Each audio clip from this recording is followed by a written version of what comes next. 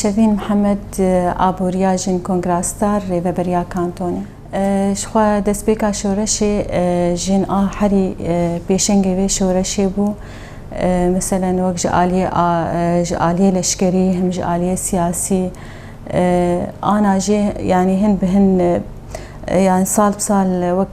aliyê aborî jî xwe bi ser dixe herî bi civaka xwezayî li girêdayê jin bû a herî şoreş pêş xist wek em bêjin çandinî gelek vegerin 5000 sal çawa jin bi axêrê girêdayê bi xwezayî re girêdayê ana jî vedgere wê demê rastî hino hino wek em bêjin çandinî gelek proje me çêkirin bêtirî xwe çandinî zîraet wek kooperatif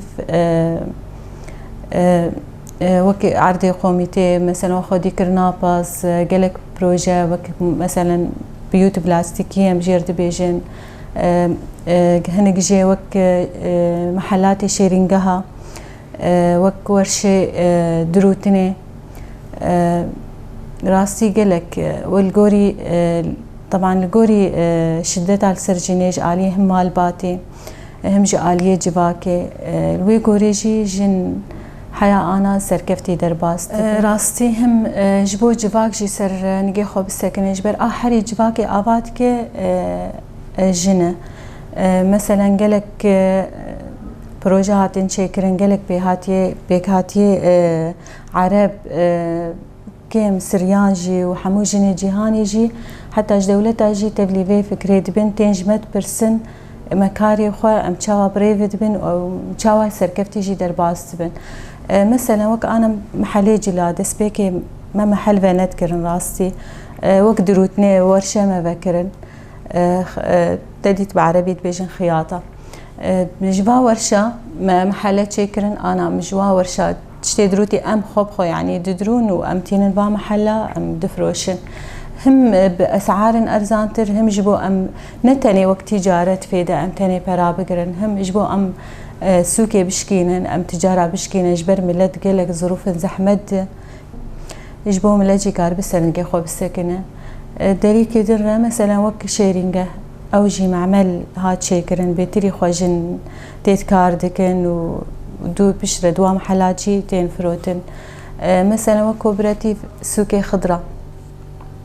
ew jî biyût plastîkî طبعا hat çêkirin wek proje û ew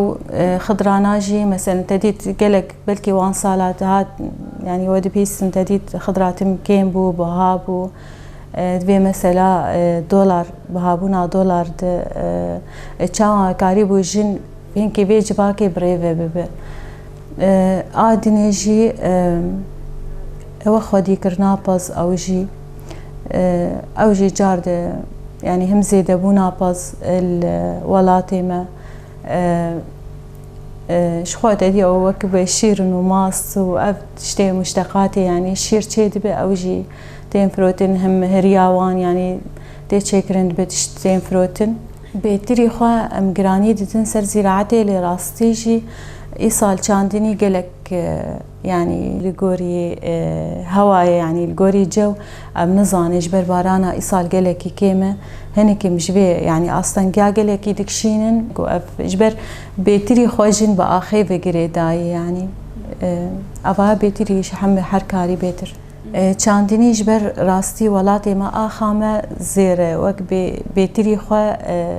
herkes zane yani rojava him bi zîraetê yani tê wasf dan him bi mesela bi bazê xwe tê wasf dan him bi darê xwe tê wasf dan yani wek dibê welatekî axa wî zêr û sêv rastî hinek ez nabêjim hinek zirar tedel wek li gorî civakê bêtirî kir lê a got di wecihê vê zahîrê û bihabûnê sekinî û hij got civak jî bi giştî ser nigê xwe bisekine jin bû ji ber mesela jinê wek bêjin ev çandiniya xudra çandiniya zîraetê werşê xiyata me got mesela تدرى حر محلات بيجي مثلا مبيضات مثلا مج باشور اني مج باكور اني صار دولار جبو ملت نكار يعني مجبورين بس وقت مثلا ورشي ماني خياطه ام خب دروتين هتكن هنكي أم يعني أم كمتري السوكة جبو ملاجي قاربة يقديش مجبيرة كربوك مثلا معرضة موبيليا يعني هم تختن كنبان أو جي ورشة موبيليا تزاني مثلا حركة جاردت بيجي ولا ما قطعاش دربا آني صار دولار أو جي أم تشيدكن وم دبل معرض يجي أو جيتين فروتن